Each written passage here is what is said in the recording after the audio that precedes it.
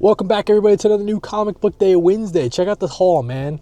17 comic books in the stack today for October 22nd, new Comic Book Day. You guys know every single Wednesday I'm coming at you with a new Comic Book Day haul. And then we got other topics as well that include horror comic book recommendations, some of my favorite of all time. We're also answering some of your questions at the very tail end of the video. Use the chapter down below to skip, but let's get into the haul, man.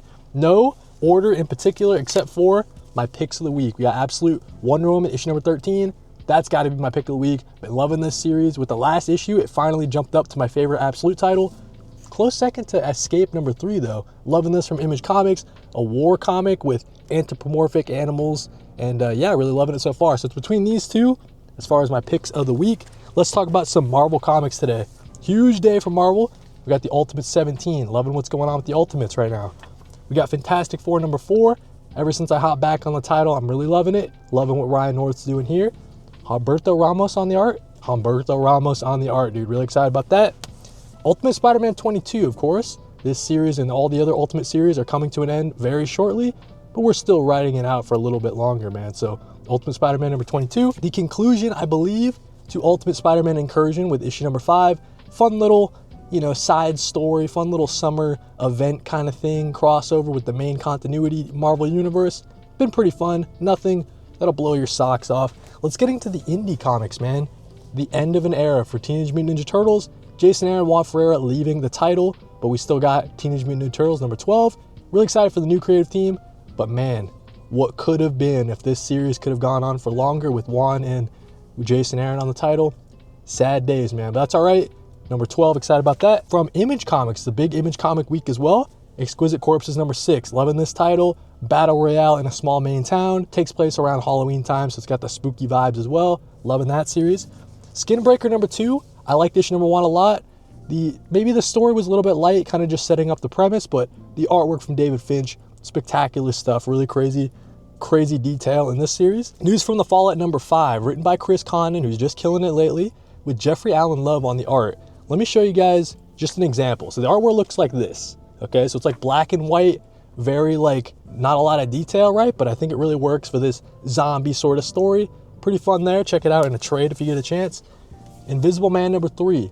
This series is really picking up. It might be my third favorite out of the Universal Monsters series, man, when all is said and done. Invisible Man number 3, excited about that. Now for the DC Comics, we got Green Arrow number 29. Couple more of this before this series ends. Sad days, man, but really excited about continuing it with Chris Condon writing. Like I was saying, he's been killing it. Montos on the art as well. Great look for Green Arrow. Sad this series is ending, man. Couple more left. We also have Superman number 31, a DC KO tie-in. Loving the Superman title. We'll have to see what the tie-in has in store for us. I'm liking the DC KO event. Pretty good so far. New history of the DC Universe. I think this closes this out. Mark Waid written, bringing us the DC Universe, like the history from Mark Waid's perspective, essentially. I think we get some Hayden Sherman artwork in this one, too, so pretty excited. Covers everything after Flashpoint, so pretty fun there. Justice League Unlimited number 12, another DC KO tie-in. I'm liking this title a lot. The first arc was way better, but, ever since then it's been, jumping into all the different events and tie-ins and that sort of thing. Green Lantern Dark number 7, I think this closes it out. It's a horror Green Lantern series. I'm like 2 issues behind, but I was liking it enough. I was going to wait for the whole thing to come out and then binge read it around the Halloween time. So I think it's time for that because I think this closes it out. And then last but not least, Detective Comics number 1102. If you saw my new Comic Book Day Weekly live stream on Monday where we built a DC comic pull list, I was talking about how I might be dropping this series. New Comic Book Day for October 22nd. It's a big new Comic Book Day. But since next week is the 5th Wednesday of the month, that means that it's going to be real small, man. So it all evens out. 17 pickups for New Comic Book Day, October 22nd. Let me know what you guys are picking up, what your pick of the week is. Use the chapters down below to watch the other topics, and I'll see you guys next week for New Comic Book Day.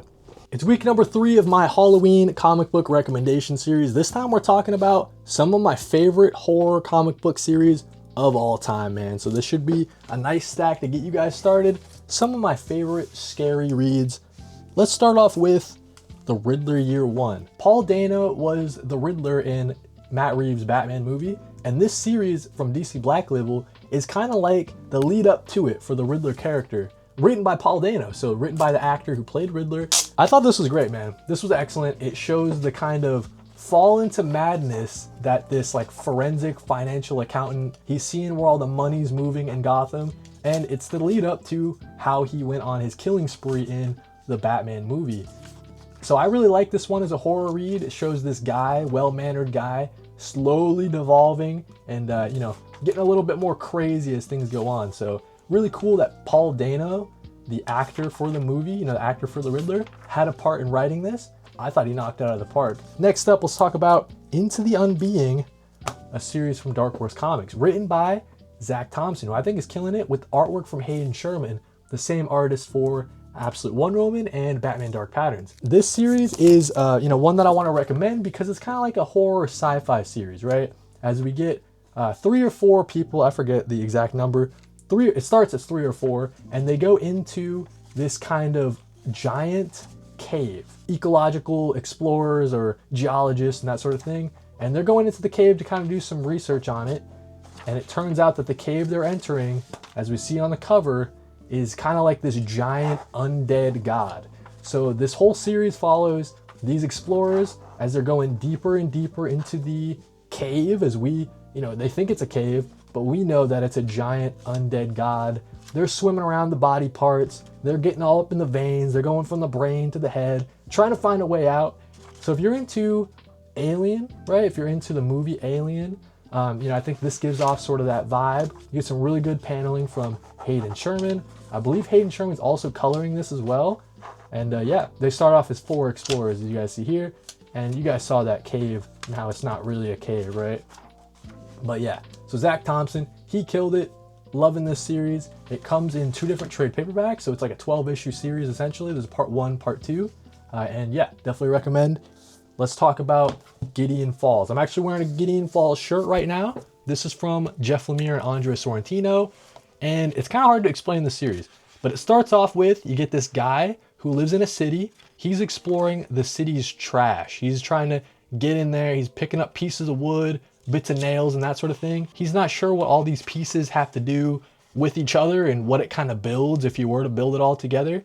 He's just sort of exploring the conspiracy, thinking that it all is tied together.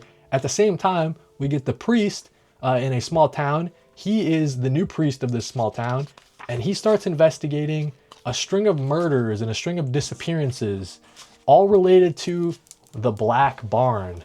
And the Black Barn is something that the guy in the city also sees quite frequently. He's not really sure what it means. And the entire series is, as we see the priest, who was one of the ones disappeared, the previous priest, kind of haunting our new priest in the middle of the night. And then that's our first kind of look at, let me see, the first look at the Black Barn, as you guys see here. So both of these stories are kind of tied together. They kind of run in parallel, and it's really cool to see Jeff Lemire kind of flex that writing muscle. You get that excellent artwork from Andre Sorrentino, as you guys are seeing here. There's some of my favorite, you know, duos in comics, Lemire and Sorrentino. It's so cool what they're doing. It gets kind of crazy and wacky near the end. It gets into kind of sci-fi territory, if I'm being honest with you. So definitely recommend this series if you're into a series that focuses on mental health, focuses on, it's like very suspenseful, just kind of uneasy as you don't really know how these stories are tied together. And when Jeff Lemire reveals it all, absolutely mind-blowing stuff. But you're seeing the crazy paneling that Andrea Sorrentino is known for. I love that realistic kind of look. No one really does it like Sorrentino, and it's kind of a shame what happened to Sorrentino, man. Next up, let's talk about Fatale, dude. Fatale is a series from Ed Brubaker and Sean Phillips. It's one of my favorite, man. So you guys know I love Ed Brubaker, Sean Phillips. This story is all about our main character, as you see here on the cover. Her name is Josephine, and she is immortal. She's got this power where she lives forever, right? She doesn't age, and every time she comes in contact with a guy, the guys always fall in love with her, right? And their lives get sort of upended by falling in love with this girl.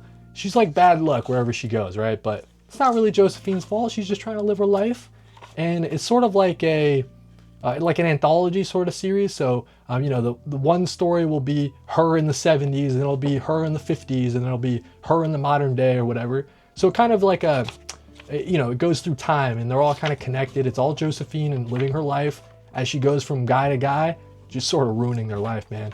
And it's got this kind of like cult sort of undertones as we find out how Josephine got her powers, the organization that's looking for Josephine so they can finish their, finish their ceremony they didn't get to finish. So they're on the hunt for Josephine over all these decades, right? So Josephine is just on the run, trying to live her life and, having some boy trouble, you could say. So I loved it, man. This might be my favorite all-time Ed Brubaker and Sean Phillips read, which is saying something because they've written a lot of stuff that I like. But I really just like this strong Josephine character. My favorite protagonist in comics, maybe. And yeah, I truly like the scenario. I think is cool. And just seeing the lives of all the people that she impacts and how they get impacted. Definitely recommend Fatale. If you're into sort of like the satanic, sort of culty, sort of slant to your comic books, Fatale is a great pick for you. A couple more series here, guys. Let's talk about The One Hand and the Six Fingers. This was excellent stuff from Ram V and Dan Waters, two writers I really love. But this series is all about, it's in the future, like a cyberpunk, sort of like Blade Runner type of future. We get the detective guy who's about to retire, but a case that he solved way back in the day starts happening again, right? Like someone's killing in that sort of way. And so he has to go and say, hey, before I retire, I gotta solve this case. If I didn't catch the original killer, then my entire career is bunk, right? So he has to find and get this last sort of copycat killer. But then on the flip side, we get the story written from Dan Waters' point of view. He's writing the point of view of the killer. So we get Romvey writing the he's hunting down the serial killer, the detective side, and then we get Dan Waters doing the killer side. So it's like this great sort of back and forth sort of series. One issue will focus on the detective, and the next issue will focus on the killer. And you see kind of these both stories sort of twisting and turning. And it's a really, really great read as everything is revealed near the end. So sick, man. So really like this one. Perfect sort of creepy, sort of sci-fi, but it's really just that there's a killer out there and a detective has got to hunt him down, right? So if you're into stories like that, definitely recommend One Hand and Six Fingers. Just the fact that it's two different writers who complement each other so well, going back and forth bar for bar, bringing us some really great comic stuff, man. With that really excellent artwork, that kind of realistic style that I just showed you sort of in Gideon Falls.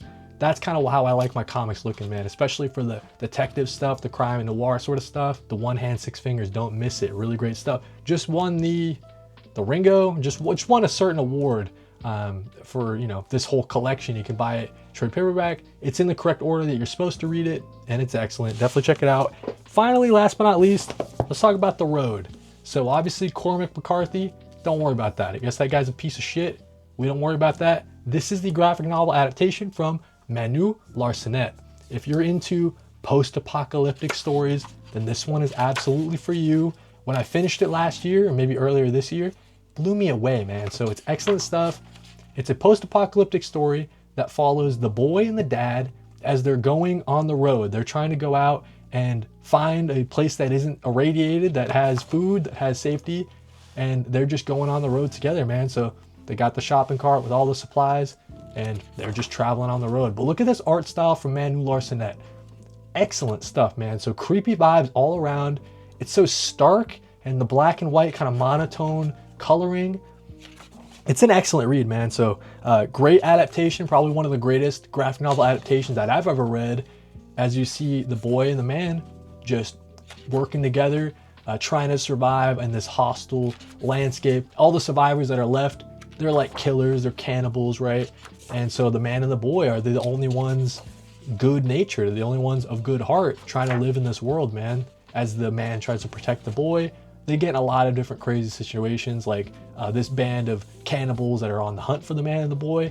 Very scary read. You're just always worried for the boy. Is the man able to protect the boy? And are they gonna get to a destination, right? Or is it just all hope is lost and there's no safe place in this world? So yeah, dude, I loved it. The Roads was one of my favorite books growing up.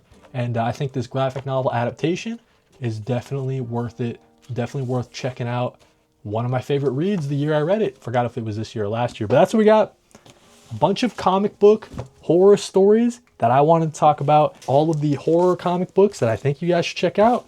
One more week left for my horror comic book series, man. So thank you guys for watching. Let me know if you read any of these and read more comics. Today we're talking your comic comments, 10 comments, questions, and concerns that you guys left on my videos over the course of the month of October. So let's get into it. I got 10 comments to respond to. I love doing these videos, man. So if you guys got questions for next month, leave them down below and we'll be sure to get to them. But let's start off with Black Cat's Eye 22 says, I'll have to check out Understanding Comics. This was in my latest comic hunting vlog. Dude, Understanding Comics, I found this first print. This comic will blow your mind. This will make you see the comic book medium in a whole new light. Love what Scott McCloud does, how he breaks down just how comics work and how you should see them differently. Definitely recommend Understanding Comics. It'll blow your mind and make you that much more of a fan of the comic book medium. So definitely recommend it. Next up, we've got Steven Turner 4451. He says, I'm relatively new to comics, so please forgive me if I'm wrong, but I feel like Marvel's events are too crammed. For example, in the DCKO event so far, between October and December, there are 24 issues planned, but for the X-Men Age of Revelation event, there are 54 issues. It just feels too bloated and a lot to commit to. So the first thing, you're not supposed to get every tie-in, right? That's a classic mistake that someone might make if you're new to the comic book collecting game. You might think that DCKO, I gotta get everything, man. I gotta read everything because that's how you read the event. Not so, man. I've learned over the years, you definitely don't need every single tie-in to the event to have full enjoyment of the event. Like Beast Wars or Night Terrors, dude, some of these events are really skippable and you can just read the main story and get enough out of it. The fact that Marvel is doing 54 issues for Age of Revelation, I feel for you guys, man. So I'm not a big Marvel reader to begin with. Modern Marvel, I kind of stay away from. Kind of like for these sort of reasons. I just look at 54 issues and it's like, man, that's really money grubbing, dude. So even though you're not meant to pick up every single issue in that, 54 is a lot to ask for from your audience, man. So yeah, you're relatively new, but you're not wrong. Tie-ins and events like this have a ton of tie-ins, man. But you're not supposed to get them all. That's a lesson that you kind of learn pretty quick. Next up, Daily Dose of Joseph on one of my new comic book day shorts. He says, I'm new to reading comics. Can you tell me why I read monthly floppies instead of trade paperbacks? As a new baby boy to the comic game, I'm reading trades instead of going monthly, specifically focusing on DC Absolute Universe. So there's no wrong way to read comics, right? So if you read comics floppy, you wait for the trade, or you read them digitally, that's all reading comics to me, man. You're still a comic fan. I will say though, the reason why I pick up floppies, besides doing content, right? Like I do comic book reviews every single week, so it's kind of important for me to stay on top of it in that way. For a lot of series, you know, it's like, hey, I'm not gonna pick up the floppies, I'll pick it up on trade or read it online.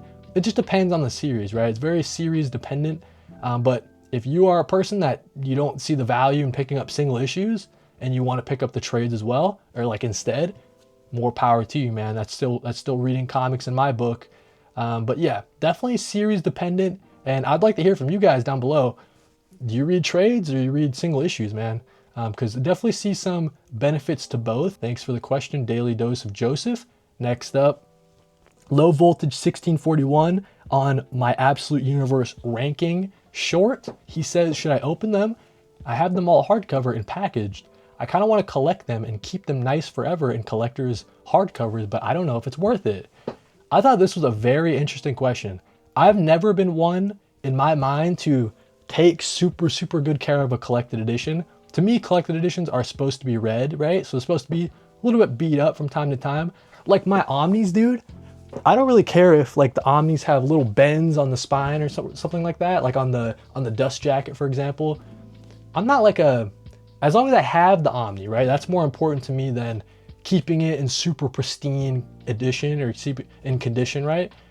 So when you say that you have all the hardcovers of the Absolute Universe and you don't know if you should open them up, I don't know, man, because I don't see them like increasing in price, right? Like I don't think 20 years down the line, if you have a sealed Absolute Batman Volume 1 hardcover, I don't see that as being a super good investment, right? In the way that some people think of comics can be, like a CGC slab or something like that. So personally, I would say open up your hardcovers and read them, man. But if you're a collector and you like to just keep it nice and pristine, I'm not gonna fault you there, man. So definitely definitely up to you. I thought this question was very interesting though. Next up, we got friend of the show, Lorenzo Talks. Definitely give him a follow. He does really great video essays. He says, can't wait to pick up Absolute Evil. I love how the Absolute Universe has been expanding so far.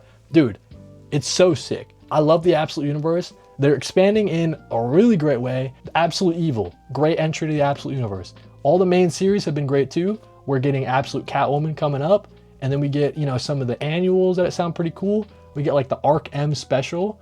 So yeah, dude, I'm so into the Absolute Universe. So glad I'm picking it up in single issues. Next up on the Absolute Evil review, we got Nimbu Pani 7. Sorry if I butchered your name, dude. He says, hey man, I just want to say, how much money do you usually spend on comics per week? That's a great question. I try to stay at like $50, right? So some weeks it's under, some weeks it's a little over. Like upcoming this Wednesday, I think I'm spending like $70, but the last couple new comic days have been a little bit light. It all kind of evens out, right? But I would say in general, I try to stay at the $50 sort of as my budget. It's a loose budget though, you know what I'm saying? But that's kind of the goal, is $50. Next up, we got Yimothy on my New York Comic Con roundup video. He says, this is so lame. The Ultimate Universe stuff was the only Marvel series I was pulling. Yeah, dude, when the Marvel Universe ends, I mean, there's gonna be like 4 series that I've been pulling from Marvel that I'm just gonna have, you know, not gonna be a thing anymore, right? So from Marvel, I think I'm gonna literally have Captain America and Fantastic Four. I think that's it. So if there's a Marvel series that I should be reading, let me know down in the comments. But yeah, it's pretty much been the Ultimate Universe stuff and then a couple series here and there. Pretty picky with my Marvel picks, but yeah, I'm surprised they're ending this dang thing with the Ultimate Universe. You'd think they want to milk it for all the money they could, but yeah, pretty interesting to see it end. Also on my New York Comic Con news roundup video, definitely check it out. We got Black Cat Eye 22, who had a comment earlier, so shout out to you for you know, always commenting some great questions. Black Cat Eye says, I'm excited for DC Vertigo to come back. I am so pumped for DC Vertigo. Some of the series that they have announced already, a lot of potential there, man. Even though these series they don't take place in the DC universe, right? Like, I think that just having that indie kind of flair, but under the branch of DC, that's just like a recipe for success, man. So hopefully they can bring back the DC Vertigo of old and, you know, give us some really great banging stories. But yeah, I'm excited for DC Vertigo. I think that literally probably like 8 of the series I'm gonna just be adding to my pull list, right? So in the future, man, it's gonna be mostly Vertigo. It's gonna be pretty sick. So I'm excited for Vertigo to come back. I hope you guys are as well. Next up on my latest comic hunting vlog and haul, we got Daniel Sweet 858 says, your wife doesn't mind going to comic shops with you? You're one lucky man, dude. So yeah, man, I go comic shopping with my wife from time to time. She looks around as well.